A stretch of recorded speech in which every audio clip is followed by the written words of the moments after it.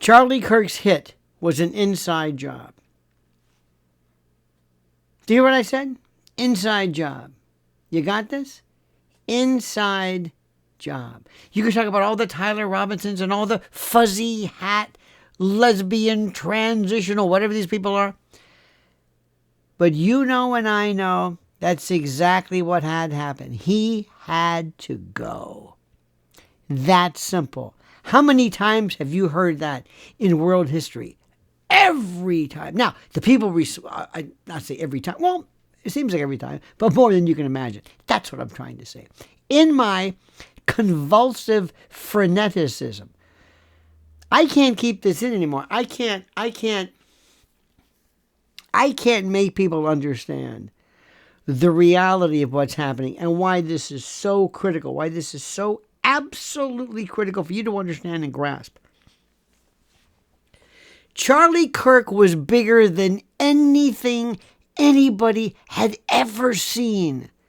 Nothing like him to go after young people and inspire young people to embrace the conservative way of thinking. Do you know what he did? They lined up to see him. He told people some of the most absolutely, dare I say, I don't want to say abstemious, but conservative, almost archaic, antediluvian ideas of no sex before marriage, no living together, women staying home and work and not working, raising kids, going to church, living a life that is without alcohol and drugs and gratuitous sex. And if you would have told me that this guy would have gone into college campuses and wooed young people with this, I said, you're out of your mind. But he did this. He did this, and he fought every conceivable odd that anybody ever thought existed. How did he do this? But then he started to veer.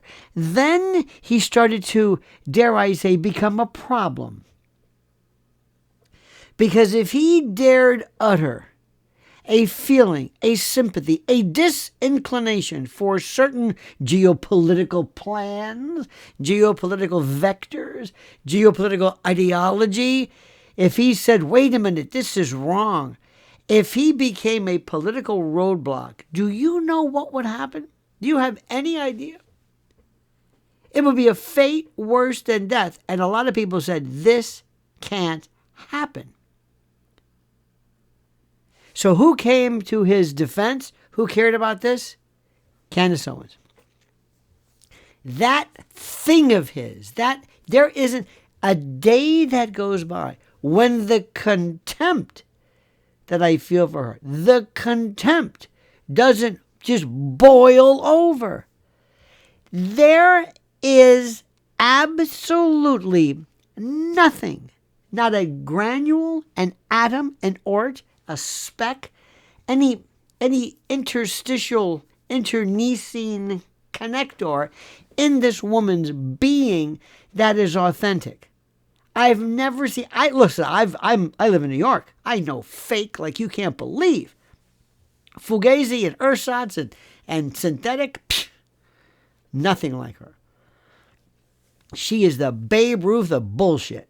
And let me tell you something. That is her whole thing. She just spews it like a grind, like a meat grinder, like a pipe that bursts, like bad sewage. It just spews. I hate to be so feculent in my analogy, but that's exactly what it is. I'm trying to find, is there anything that she ever said that was legitimate? Is there anything even remotely likable about her? But then we find out, in addition to this, just put the inside job aside. We'll talk more about this. When Candace Owens, oh dear God, the Torquemada of our side, the lovable CEO Candy, the Candygram, when she basically assassinated, speaking of which, this Erica Kirk, now we bring up through the indefatigable work of brave commentators and the like who came forward with this story about how she, Erica Kirk, preyed, targeted, and took advantage of a 15-year-old girl who hadn't seen her father in a couple of years then. when she was Miss whatever the hell it was. And there she was, this 25-year-old, basically being coquettish, being, dare I say, concupiscent, being, sexually piquant with a 15-year-old girl? Are you kidding me? This is disgusting.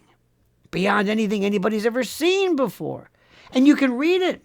And if it wasn't for Candace and another brave and very, very incredibly focused YouTube platformer, we would have never known this. See, because nothing ever escapes. Nothing escapes. Nothing goes away. Nothing evaporates in the world of online media recordation. Nothing. It's there forever. And that's like John Podesta doesn't understand, and others. And even Epstein.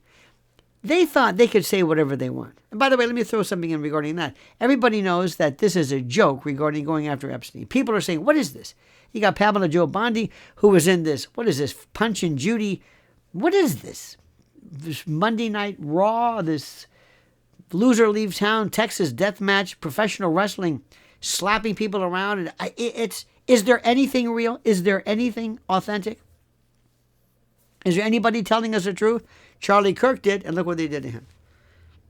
Now you have this instance where you have this Prigine bowler now going after Zionism, not going after Zionism, but saying that being against Zionism or embracing your Christianity in no way necessarily confronts Judaism, maybe Zionism, and that's anti-Semitic. So what you have right now are three multiple directives, three areas of attack, multiple though, all seemingly directed towards destroying, imploding, this kind of like this grand implosion of that which is TPUSA and Erica Kirk. And they're hoisted by their own petard.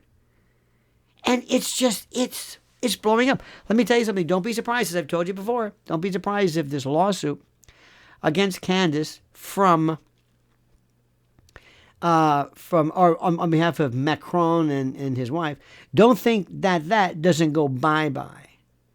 Because they might say, screw this, cut our losses. I don't want anybody even discussing this. You know that the Epstein files have so many other names, and I'm not talking about just attendees. I'm surprised Macron's not in there, but who knows? The night's young. They're going to realize that this goes nowhere, and that the best thing for everybody involved, Candace, or Macron, is just to settle with her, dismiss with prejudice, and be done with this. Candace is going to win that one as well. And these cease and desist, these tawdry little, these stupid attempts to shut people up and shut people down, it defies anything I've ever seen. Defies it. Defies this. Defies logic, defies protocol, defies strategy. Let me tell you something. You're going to have this explosion. TPUSA is going to be this explosion of young people. And they're going to look around. They're going to say, where do I go? Whom can I trust? Whom can I turn to? Whom can I put my faith into the future? And guess who that is? Candy. She is turning out to be as authentic and as real and as religiously devout and as focused in Christianity as anybody. And this Erica, let me explain something to you. I can't say this enough. Once you see something, once you're aware of something, you can't let it go. Once you see the bullshit that pervades the essence of this woman, once you truly understand it, then and only then can you really grasp this idea, this notion of how you've been lied to. And let me tell you something, my friends. Let me tell you something. People of my generation are used to it. We've been lied to since Vietnam. We've been lied to all our lives, from Watergate to the Iraq Gulf War to 9/11. Name it. Name it. We are used to it. And once it hits you, you'll never come back from it. Once you have been red-pilled, you can't come back. You can't become white-pilled. You can't say, well, you know what, I'm older now and I've turned a new leaf, and, that was then. Oh, no. You're going to take these people and you're going to say, I trusted you. I put my heart, my soul, my everything into TPUSA, and I love that man. Finally, there's somebody I can understand. People who I thought he gave people he was a moral person, moral Christian, I guess many would argue. But he wasn't mean. He didn't hate trans people. He didn't hate them. Not even close. He spoke with an understanding. He was tremendous. Absolutely critical. He was the best. He was so good at what he did. And nobody's now to replace him. Nobody. It blows my mind. It is something I cannot put into words, my friends. It is something that I'm telling you. And you're gonna see something blow up right now too. A couple of things. And listen to what I'm saying. First, up till now, everything's been kind of quiet regarding the Middle East. The Middle East has been basically stopped at this level. You are either with the United States and Israel in their particular focused plan, their ambition as to handling Gaza and Palestine. You are supposed to be either for the 100% unfettered, uninterrupted, complete and total support in any way whatsoever. Money, material, troops if necessary. It doesn't matter. You can either go that way, or you can go the other route, the Candace route, the others route, where they have an attack, where they are attacking not only just Judaism, but Zionism. This is brand new, not brand new in general, but brand new at least in current politics. So you have that. There's going to be a reckoning here like you can't believe. So just remember this. Just remember, that's one particular issue. You got it? Then there's the idea of predation, childhood predation, and how everybody has let us down in one way or another. The bottom line is this. No matter who you are, this is the perception, whether you're Trump or Biden or Democrat or Republican, the people there are so big, so powerful, that you are instructed, don't even think about embarrassing anybody. Don't even think about it. So, if you want to release some names, release some stuff, embarrass people, up to and including, they say, sometimes there are people who have been themselves victimized, who are wondering, why did you release my name? Why did you do this? Which is what I've been saying. The files you want released are those files collected and collated during the investigations by the FBI as to each individual act of victimization. So that's that. So people are disgusted. This Pam Bondi, whatever that thing was, that might be fun. I think part of it was very entertaining to basically tell the Democrats, fuck you, which is nice because that's kind of what they did to Trump. But that's not much of a consolation. So you have that part right now. That's a very, very serious. And you also have something, even this case of the disappearance or kidnapping or abduction of Nancy Guthrie. People are saying, I didn't even care before. But this is incompetence at levels I never thought even remotely possible. They're putting up tents and they're putting up ransom money now, and they gave $2,500 at first. She's worth $40 million. This event anyway. And what people are saying is it's a distraction. It is a distraction. It is a distraction. Going back to Charlie.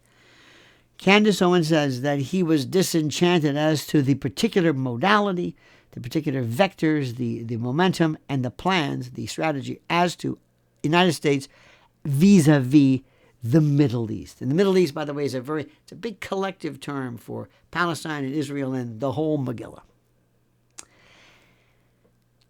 And it is argued that for you to have one person turn millions and millions of newly minted voters to set the course for them for generations, to establish in them an idea that American foreign policy in the Middle East is brutal, wrong, and barbaric. Oh, no. Oh, no, no. We cannot have this. Anybody else we can have? Yeah, we can have. You can have Max Blumenthal. Great. Go ahead. You can have Aaron Mate. Okay. Judge Napolitano. Okay. Mearsheimer. Okay. But to have Charlie Kirk open his mouth like that? And don't think there's already been enough damage done regarding Candace Owens. So, my friend, let me leave you with this. The rallying cry is that it was an inside job. He was targeted and assassinated by his own, by his own crew. Pearl Harbored and Judas, stabbed in the back by the very people he trusted. Because he was so powerful and so dangerous, it is alleged, it is believed, that he had to be removed lest he spread this very dangerous message. Thank you, dear friends. Thank you. Thank you for following me. Thank you for listening. Thank you for showing your verve and your commitment to truth. Thank you for also following my beloved wife, Lynn Shaw, at Lynn's Warriors. Do what I'm saying right now. Her message is incredible. So critical. You talk about predation. You talk about protecting kids. Nothing is like what she's doing. Nothing. She has no peer. Believe me. So go there and listen to her interviews and support her at Lynn's Warriors on YouTube. And like the video. You got to do this. Subscribe to our channel. Something like 70% of the people who watch us don't subscribe. It can't be. We need your approval. We need your support to get into that HOV lane of success, to spread the holy word of truth. Also, I've got some questions for you to answer later on, which I think are most piquant and interesting. So, my friend, I thank you. Have a great and a glorious and a beauteous day. And again, from the bottom of my heart, I thank you for your support. Thank you for your focus. Thank you for your commitment to truth. Thank you for your bravery and your intrepidity. And thank you for your guts and your backbone, because we need more of that now than ever. And now you may comment as you see fit.